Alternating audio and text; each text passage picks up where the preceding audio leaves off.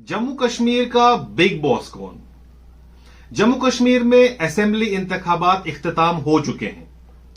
अब हर एक को 8 अक्टूबर के नताइज का इंतजार है। हर किसी के जहन में यह सवाल है कि जम्मू कश्मीर में ज्यादा पावरफुल कौन, एलजी या चीफ मिनिस्टर? क्योंकि एलजी को police, finance, all India services, anti corruption bureau के अलावा ये इख्तियारात भी हैं कि वो जम्मू कश्मीर की लेजिस्लेशन में 5 मेंबर्स को नॉमिनेट कर सकता है। यानी एलजी साहब 5 ऐसे लोगों को जम्मू कश्मीर लेजिस्लेशन में भेजेंगे जो लोगों के द्वारा चुने हुए नहीं होंगे। अब यह सवाल उठता है कि जम्मू कश्मीर का बिग बॉस कौन? आइए समझते हैं। 5 अगस्त 2019 को home minister Amit Shah introduce करते हैं Jammu and Kashmir reorganisation act 2019। इस एक्ट को स्विफ्टली अप्रूव करता है राज्यसभा और सिर्फ एक दिन में यानी 6 अगस्त 2019 को लोकसभा भी अप्रूव कर देता है और मात्र 3 दिनों के अंदर यानी 9 अगस्त 2019 को प्रेसिडेंट का भी असेंट मिलता है और Jammu and Kashmir reorganisation act 2019 को ऑफिशियल किया जाता है। इस एक्ट के पास होने के बाद जम्मू कश्मीर को 2 यूनियन टेरिटरीज में डिवाइड कर दिया जाता है। एक Jammu and Kashmir with legislature और दूसरा लद्दाख विदाउट लेजिस्लेचर। यानी जम्मू कश्मीर में चुनी हुई सरकार होगी और लद्दाख पे डायरेक्ट सेंटर कंट्रोल करेगा। इस एक्ट के दौरान आर्टिकल 370 को एब्रोकेट किया जाता है और जम्मू व कश्मीर के स्पेशल स्टेटस को भी जो है वो रिवोक कर दिया जाता है। इसके साथ ही जम्मू व कश्मीर में 106 सेंट्रल लॉज को नाफिज किया जाता है और 153 स्टेट लॉज को खत्म कर दिया जाता है। इस एक्ट के चलते जम्मू व कश्मीर की जो लेजिस्लेटिव काउंसिल है उसको भी एबॉलिश कर दिया जाता है। यानी अब जम्मू कश्मीर में एमएलसी नहीं होगा।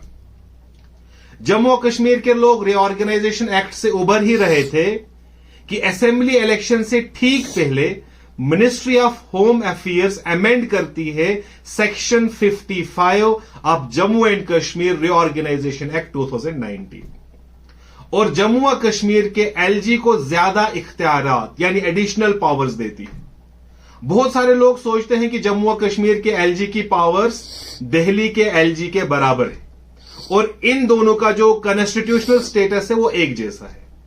लेकिन सेक्शन 55 के अमेंड करने के बाद जम्मू कश्मीर के एलजी को दिल्ली के एलजी से ज्यादा पावर्स, ज्यादा इख्तियारात मिल गए। देखा जाए तो जम्मू कश्मीर की लेजिस्लेशन में जो है टोटल 119 मेंबर्स होंगे जिसमें 90 मेंबर्स जो हैं वो इलेक्ट होंगे थ्रू इलेक्शन।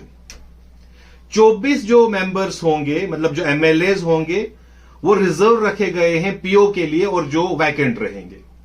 जो 5 मेंबर्स हैं उनको नॉमिनेट करेगा एलजी, जिसमें 2 मेंबर जो है वो कश्मीरी माइग्रेंट फैमिलीज में से होंगे और उनमें कम से कम एक वुमेन होगी। एक मेंबर जो है वो रिप्रेजेंट करेगा migrants from Pakistan administered Kashmir और जो 2 मेंबर्स होंगे वो वुमेन्स होंगी अगर वुमेन्स को एडुकेटली रिप्रेजेंट नहीं किया गया होगा असेंबली में।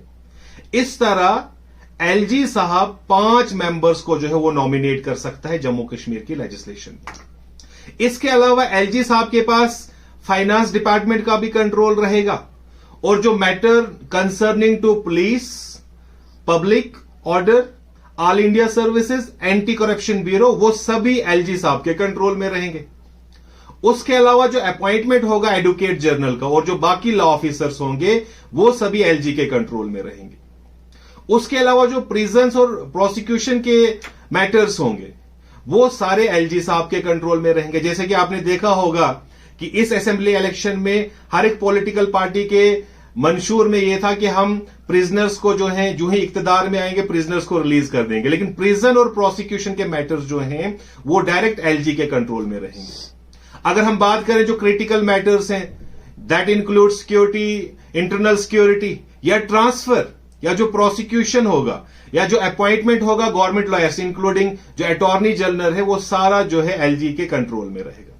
जो ज्यूरिस्ट है, जो कानून जूरिस्ट जो हैं, जो कानूनदान हैं, कानून को जानने वाले हैं, वो बताते हैं कि जम्मू कश्मीर में बारिश भी गिरने से कतराएगी, कि गिरने के बाद हम किसकी जुरिस्डिक्शन में आएंगे।